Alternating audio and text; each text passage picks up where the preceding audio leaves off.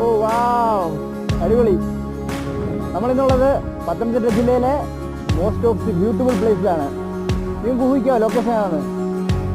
Location വേറൊന്നുമല്ല, Laha view point. ഓ, ഒരു രക്ഷയില്ല കേട്ടോ. ഈ മരമൊക്കെ നിൽക്കുന്നത് ഇപ്പോൾ ഉണ്ടോ, പൊളിയാണ് കേട്ടോ.